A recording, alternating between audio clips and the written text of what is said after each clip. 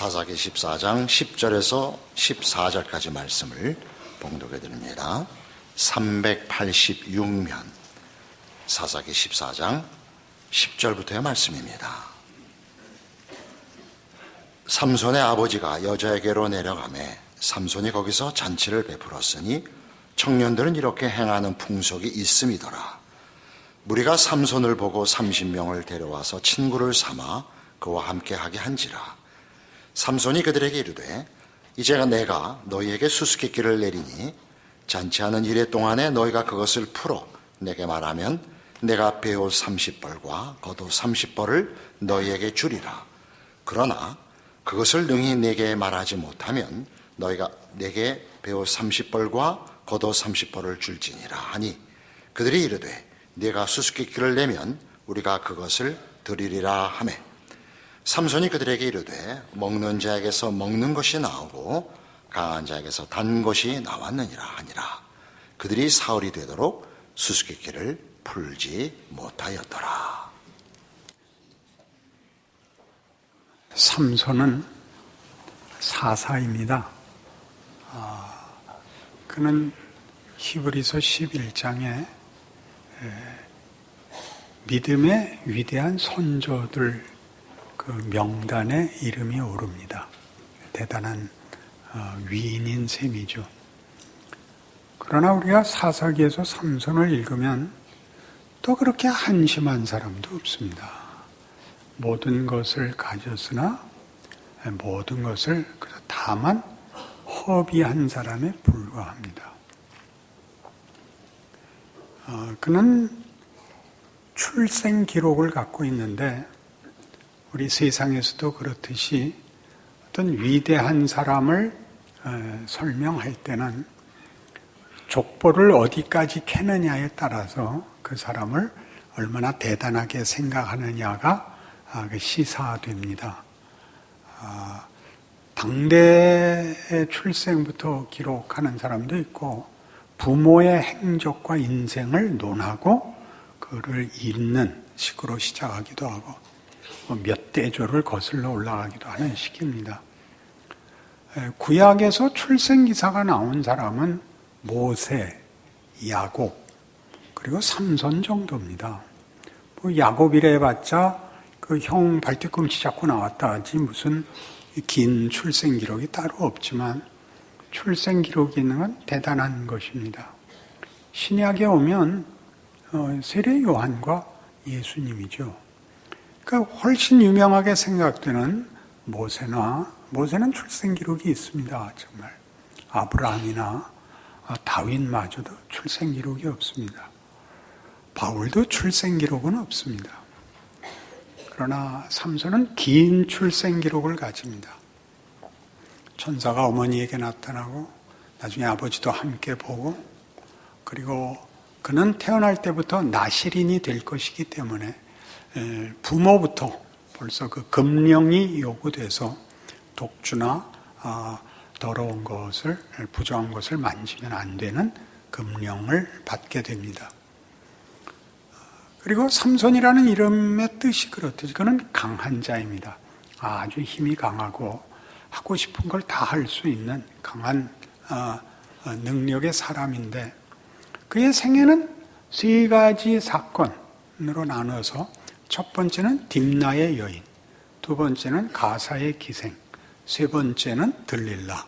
이렇게 세 여인에게 묶여서 그저 완전히 망합니다.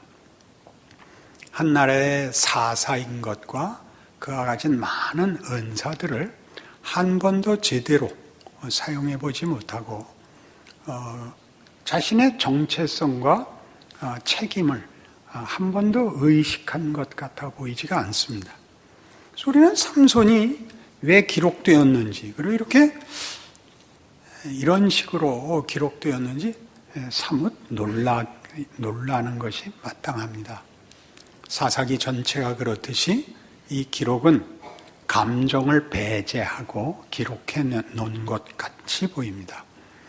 변명하지 않으며 교훈을 요구하지 않으며 그리고 남의 얘기하듯 냉정하게 펼쳐놓은 것입니다. 거기에 어떤 유익이, 말하자면 성경이 말하고 싶은 깊은 뜻이 있을까요? 그것이 오늘 우리가 찾아봐야 되는 것이죠. 삼손의 생애는 아마도 그의 수수께끼에 제일 큰 힌트가 담겨 있는 것으로 보입니다. 그는 딥나에 있는 한 여인을 보고 마음에 들어서 결혼을 하겠다고 합니다. 그 여인은 블레셋 사람이고 당시는 블레셋이 이스라엘을 다스리고 있던 시대입니다. 그래서 삼손의 생애 내내 그는 블레셋 사람들과 부딪힙니다. 블레셋 사람들이 관할을 하고 삼손은 말을 안 듣는 사람이니까 부딪힐 수밖에 없었죠. 그래서 거기에 이제 부모에게 청을 하고 부모가 반대했으나 삼손이 완강하게 굴어서 결혼을 허락하여 함께 딥나로 내려갑니다. 거기서 삼손이 홀로 있을 때 사자를 만나고 그 사자를 마치 우리가 스케치북에 사자를 그려놓고 종이를 찢은 것 같이 사자를 찢어버립니다. 며칠 있다 다시 그 자리를 지나가는데 그 사자의 죽음에 꿀을 만들어 꿀이 넘쳐 흐릅니다. 그래서 그 꿀을 먹죠. 그러나 그 사실을 아버지께 말하지 않습니다. 그게 중요한 힌트가 됩니다, 나중에. 그리고 내려가서 이제 결혼 잔치를 벌이는데, 일주일간을 거기 있는 아마도 블레셋의 일가 친척들의 젊은이들이겠죠. 30명의 젊은이들과 어울려 지내게 됩니다. 재미삼아 수수께끼를 내죠. 먹는 자에게서 먹는 것이 나왔고, 강한 자에게서 단 것이 나왔다. 이걸 맞추면, 이 수수께끼를 맞추면 내가 너희에게 정장 한 벌과 코트를 한 벌씩 주마. 30대 1로 한 겁니다. 그 대신 너희가 못 맞추면 나에게 30벌의 정장과 30벌의 외투를 내놔라. 이렇게 됐습니다. 무슨 배짱이었을까요? 절대 못 맞춘다는 자신이 있었던 거죠. 당연히 못 맞춥니다. 그래서 그 여인을 볶아서 너는 너희 집안을, 너희 민족을 다 이 일로 손해보게 할 것이냐? 너는 어느 편을 들 것이냐?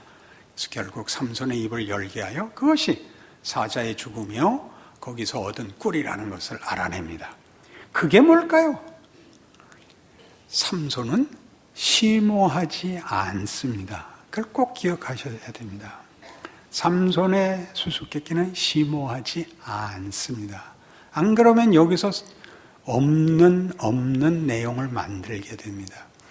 삼손이 본 것은 있을 수 없는 것을 본 겁니다. 사자가 죽었는데 거기에 벌들이 집을 져서 꿀이 나온 것입니다. 그런 일은 없는 법인데, 그런데 어떻게 된 일인지 그 일이 눈앞에 있습니다. 꿀을 떠먹었죠. 그 얘기를 아버지한테 해도 아버지가 미친놈이라고 그럴까봐 말을 안 한 겁니다. 누가 맞추겠습니까? 그것은 이제 삼손의 생애가 됩니다. 우리가 볼 때 삼손은 읽으면 여러분 마음속에 당연히 뭐 이런 놈이 있나 그런 생각이 드는 게 당연합니다. 성경을 읽으면서 그런 마음이 들면 불경한 것이다 이렇게 생각하시지 말고 삼손 얘기입니다. 아니 얘는 이 모든 걸 가지고 이렇게 큰 능력과 하나님의 약속과 커다란 능력 속에서 태어났는데 어떻게 어쩌면 이렇게 살아? 당연한 겁니다. 우리가 지금 삼손의 수수께끼에서 보듯이 삼손의 생애는 여러분이 본 그대로 한심한 생애입니다. 뭐 이런 게 있어. 거기다 어디 써놓으십시오. 그의 수수께끼와 똑같다고요. 이런 일이 있을 수 있어? 이런 일입니다. 이런 일은 있을 수 없어요. 그래서 수수께끼를 낸 겁니다. 그런데 이 문제는 보다 심각해서 뭐 이럴 수 있어. 왜 성경이 이런 이야기를 기록해? 이런 생애가 있을 수 있단 말이야? 있다고 합니다. 우리는 대표적으로 사도행전 2장으로 넘어갑니다.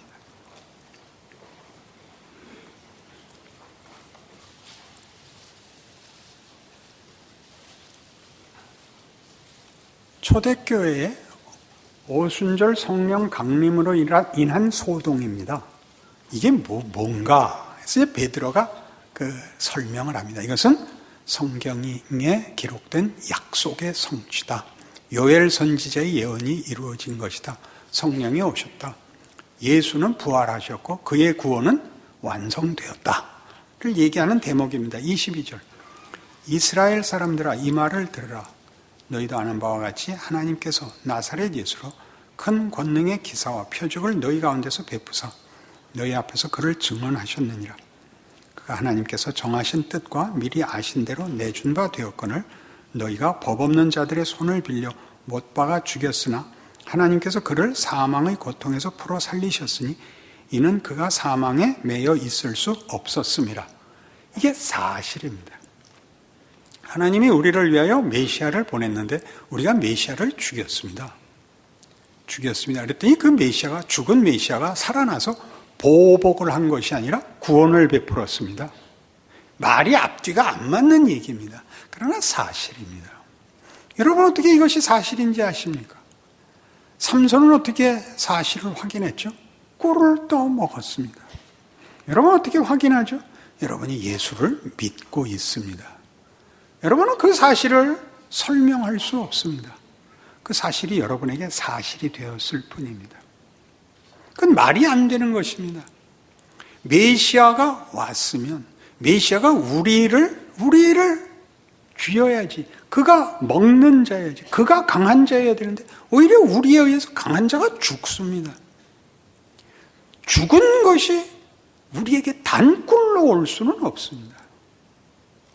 우리가 한 짓이, 우리를 구원할 자가 죽었고 그 구원자를 죽였는데 구원할 자가 죽은 것으로도 구원이 만들어질 수 없고 그를 죽인 것으로도 그 대접을 받을 수 없는 그 구원을 우리는 입고 있습니다. 말이 안 되는 것입니다. 고린도전서 1장에 가면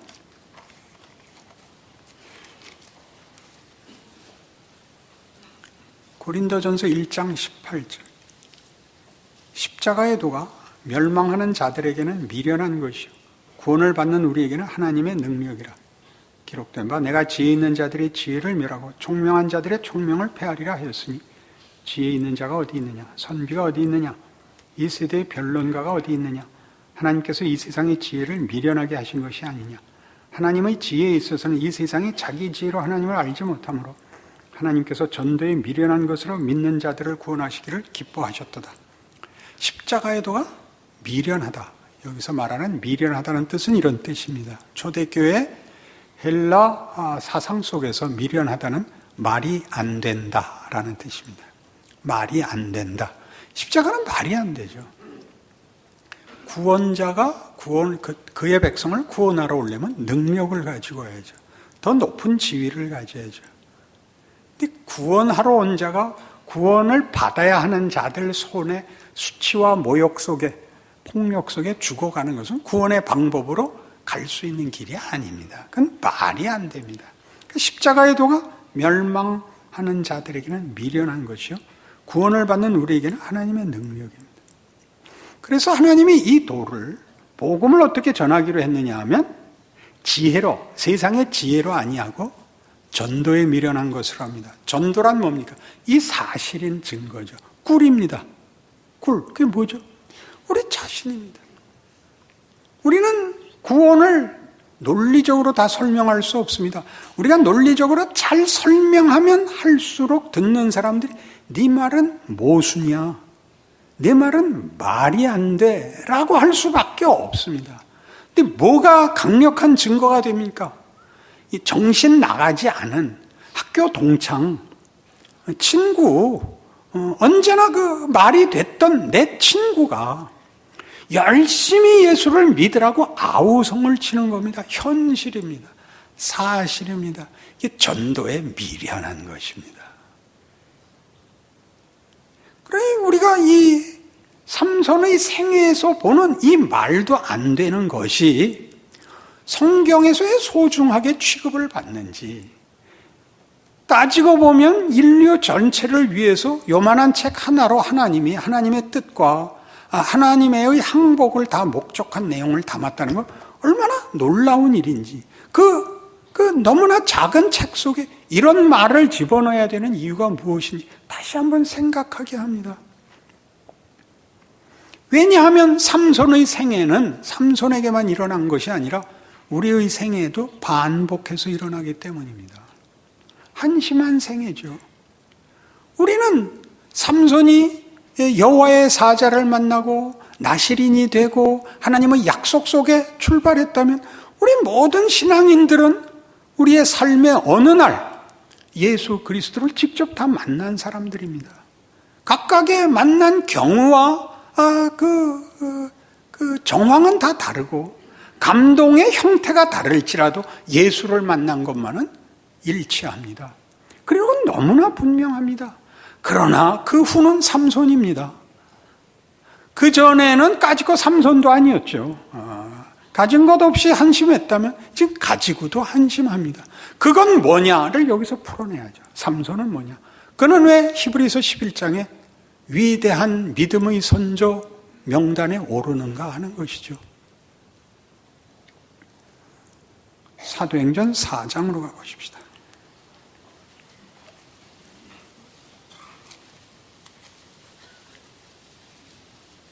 사도행전 2장입니다. 2장 22절입니다. 이스라엘 사람들아 이 말을 들으라. 너희도 아는 바와 같이 하나님께서 나사렛 예수로 큰 권능과 기사와 표적을 너희 앞에서 베푸사 너희 앞에서 그를 증언하셨느니라. 그가 하나님께서 정하신 뜻과 미리 아신 대로 내준 바 되었거늘 너희가 법 없는 자들의 손을 빌려 못 박아 죽였으나 하나님께서 그를 사망의 고통에서 풀어 살리셨으니 이는 그가 사망에 매여 있을 수 없었음이라. 다윗이 그를 가리켜 이르되 내가 항상 내 앞에 계신 주를 배웠으며 나로 요동하지 않게 하기 위하여 그가 내 우편에 계시도다. 그러므로 내 마음이 기뻐하였고 내 혀도 즐거워하였으며 육체도 희망에 거하리니 이는 내 영혼을 음부에 버리지 아니하며 주의 거룩한 자로 썩음을 당하지 않게 하실 것이미로다. 주께서 생명의 길을 내게 보이셨으니 주 앞에서 내게 기쁨이 충만하게 하시리로다. 다윗의 찬송을 인용하는 이 시편을 인용하는 이유는 다윗이 이거예요. 내가 항상 내 앞에 계신 주를 배웠으며 나로 요동하지 않게 하기 위해 그가 내 우편에 계시도다. 이게 무슨 말이에요? 다윗도 자기 삶이 한심한 거예요. 윤리 도덕적으로만 생각하지 마세요. 인간은요, 자기가 소원하는 만큼 살지 못해요. 그리고 소원하는 것이 아무리 기특해도요, 그 생각을 늘 유지하지도 않아요. 정신 차리고 보면 이게 뭔가 싶은 인생을 살아요. 스스로와 스스로의 생애와 스스로의 정황, 스스로의 소원, 모든 것이 우리를 괴롭혀요. 다윗도 그 인생을 살아요.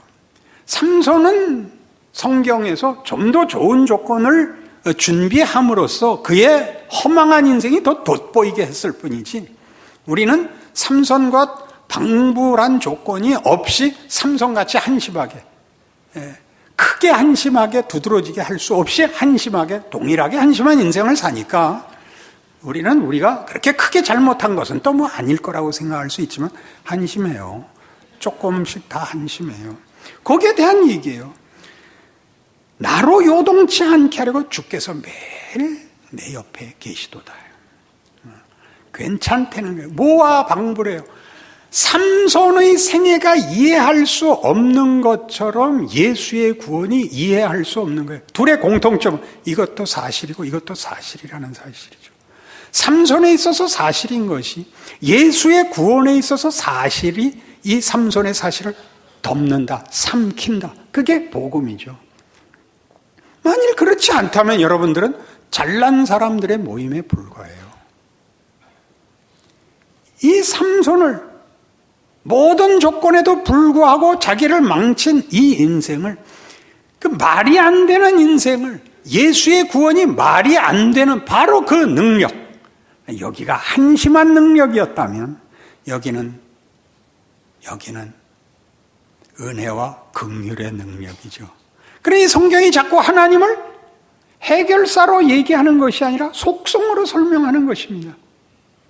자비롭고 은혜롭고 노하기를 더디하며 인자와 진실이 풍성한 하나님이므로 이걸 덮습니다. 이걸 덮어냅니다. 그게 사사기 기록의 진정한 지위입니다. 가치입니다.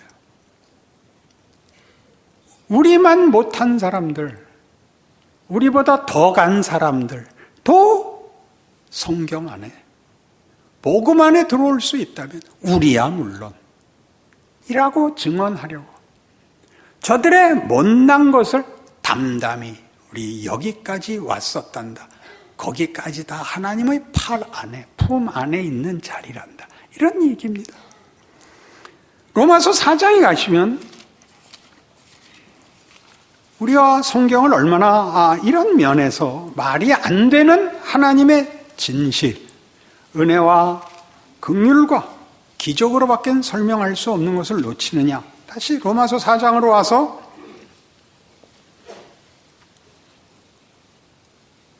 17절 기록된 바 내가 너를 많은 민족의 조상으로 세웠다 하심과 같으니 그가 믿은 바 하나님은 죽은 자를 살리시며 없는 자를 있는 것으로 부르시는 이시니라. 창조와 부활이라는 것이 하나님의 일하심의 최고의 능력과 의지와 목적을 가리키고 있다면 우리의 생에 어느 것도 낙심할 것은, 포기할 것은 없다. 이게 성경이 하고 싶은 얘기입니다. 아브라함이 바랄 수 없는 중에 바라고 믿었으니 이는 네 후손이 이가 되리라 하신 말씀대로 많은 민족의 조상이 되게 하려 하심이라. 그가 백세나 되어 자기 몸이 죽은 것 같고 사라의 태가 죽은 것 같음을 알고도 믿음이 약하여지지 아니하고 믿음이 없어 하나님의 약속을 의심하지 않고 믿음으로 견고하여서 하나님께 영광을 돌리며 약속하신 것을 또한 능히 이루실 줄 확신하였으니 그러므로 그것이 그에게 의로 여겨졌느니라.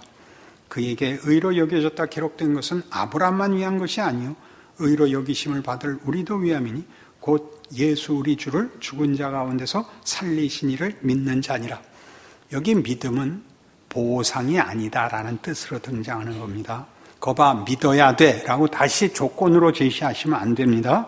하나님의 일하심의 크기, 그 모순 모두를 담아내는 크기를 믿음이라고 표현해서 25절 예수는 우리가 범죄한 것 때문에 내줌이 되고 또한 우리를 의롭다 하시기 위하여 살아나셨느니라. 이걸 신파적 마음을 갖고 읽지 마세요. 그 사자가 죽은 걸 보고 울거나 그 꿀을 따먹고 또 울거나 그러지 마시고 그냥 죽었구나. 꿀이 있네. 그러듯이 이거를 엄연한 사실로 이 세상에 있는 것으로 설명할 수 없는 하나님의 일하심의 놀라운 하나님의 일하시는 능력과 우리의 기대와 능력을 벗어나는 범위에 대한 사실을 인식하는 마음으로 이걸 잊지 마세요. 예수는 우리 죄 때문에 내어주고 말이 돼요. 그리고 우리를 구원하려고 살아나셨습니다. 우리가 그를 죽였는데 우리를 살아나셔서 보복하기 위해서 무덤에서 나오신 것이 아니라 자기를 죽인 우리를 구원하시려고 살아나셨습니다. 그래서 사망의 길을 냅니다. 이사야 53장 이렇게 얘기하면 여러분들이 다 목사님 오늘 어떻게 앞뒤가 안 맞는 말을 이렇게 열심히 하세요. 이사야 53장 성경에 예언되어 있죠. 이사야 53장 7절 얼마나 예수에 대하여 우리가 이해하지 못할 것인가가 53장 내내 있는 말입니다. 중요한 부분만 인용해요. 7절 그가 곤욕을 당하여 괴로울 때에도 그의 입을 열지 아니하였으며 마치 도수장으로 끌려가는 어린 양과 털 깎는 자 앞에서 잠잠한 양같이 그의 입을 열지 아니하였도다. 그는 곤욕과 신문을 당하고 끌려갔으나 그 세대 중에 누가 생각하기를 그가 살아있는 자들의 땅에서 끊어지면 마땅히 형벌받을 내 백성의 허물 때문이라 하였으려. 누가 그게 뭔지 알았으리요. 그게 무슨 뜻? 이해력이 없는 게 아니에요. 우리 구약 읽다 밤낮 그딴 소리 하죠. 유대인 놈들은, 이스라엘 놈들은 대가리 속에 돌만 들었나 보다. 그게 우리에겐 없는 얘기라고요. 우리로서는 만들지 못하는 얘기. 이해할 수 없고 만들 수 없는 결론. 이미 메시아 예언에서부터 나오는 거예요. 누가 생각하기를 그가 죽으면 마땅히 우리가 죽을 일 때문에 대신 죽는 일일 거라고 생각을 했겠느냐. 내가 수수께끼를 낼까요? 우리 손에 죽어서 우리를 구원하는 사람이 누구게요? 그게 삼손의 수수께끼에 들어있는 동일한 원리예요. 말이 안 되는 것. 기독교 복음이에요. 그러니 그걸 여러분 생에 반복되는 삼손의 못난 것을 여러분이 비난하는 바로 그 자리에 들어있는 여러분 자신의 생애에다 이걸 적용할 수 있어야 돼요. 이게 뭘 의미하는가? 우리가 만들지 못하는 것, 우리에게 밤낮, 후회와 자책과 절망과 그죠? 최악의 이 생각밖에 만들어내지 못하는 나라는 존재와 인생의 가치가 호전될 수 있는가? 희망을 가질 수 있는가? 더 살 필요가 있는가? 거기다 대고 하는 답이에요. 복음이죠. 예수가 너를 구원한다. 너를 하나님의 찬송이 되게 할 것이다. 말이 안 되잖아요. 그래, 내가 수수께끼 하나 내마? 하나님이 너를 위하여 죽을 수 있다면, 너를 사랑해서 무덤까지 따라갈 수 있다면 너 믿겠느냐? 어떻게 그런 일이 있어요? 그럼 어떻게 했으면 좋겠어요? 우선요, 이빨을 건강하게 해주세요. 그러니까 맛있는 게 있어서 못 먹겠어요. 그래, 이빨 건강해. 이빨만 건강하게 해주면 뭐예요? 맛있는 걸 주셔야지. 그럴 거 아니에요. 끊임없이. 그래서 뭐가 만들어지나 본 게 인생이죠.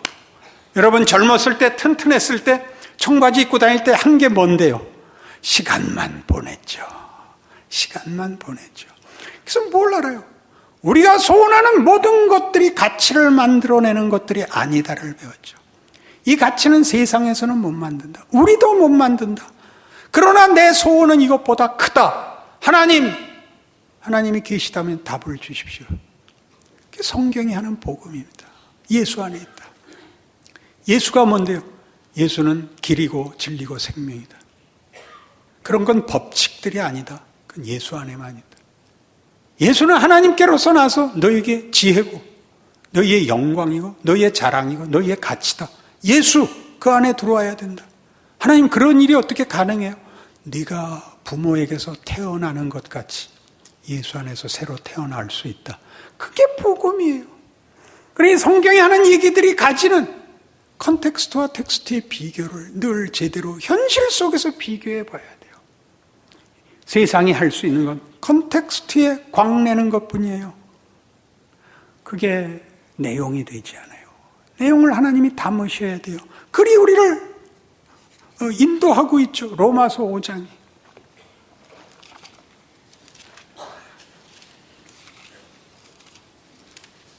로마서 5장 1절. 그러므로 우리가 믿음으로 의롭다 하심을 받았으니 우리 주 예수 그리스도로 말미암아 하나님과 화평을 누리자. 또한 그로 말미암아 우리가 믿음으로 서 있는 이 은혜에 들어감을 얻었으며 하나님의 영광을 바라고 즐거워하느니라. 다만 이뿐 아니라 우리가 환난 중에도 즐거워하나니 이는 환난은 인내를, 인내는 연단을, 연단은 소망을 이루는 줄 알미로라.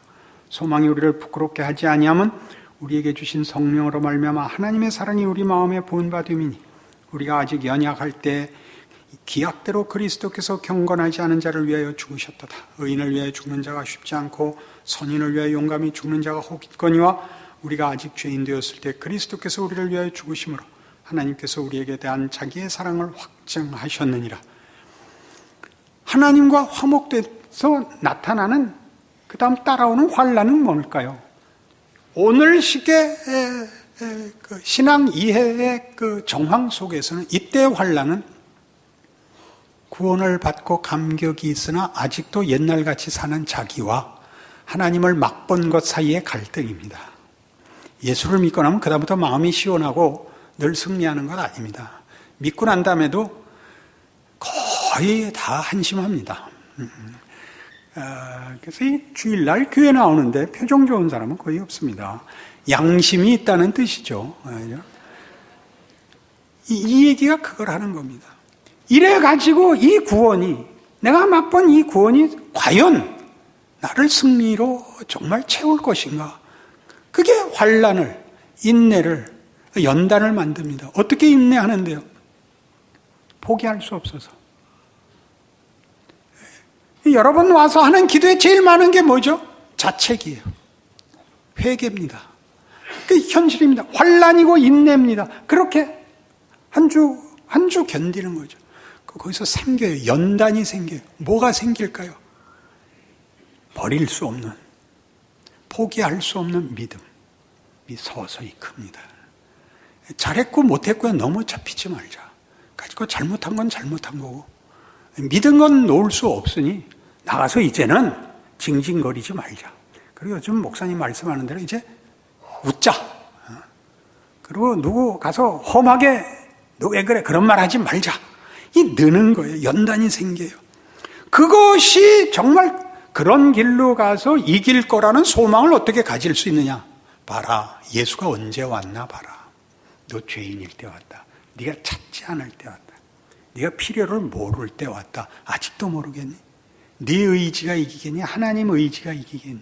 내 능력이 이기겠니? 하나님 능력이 이기겠니? 이렇게 묻는 것입니다.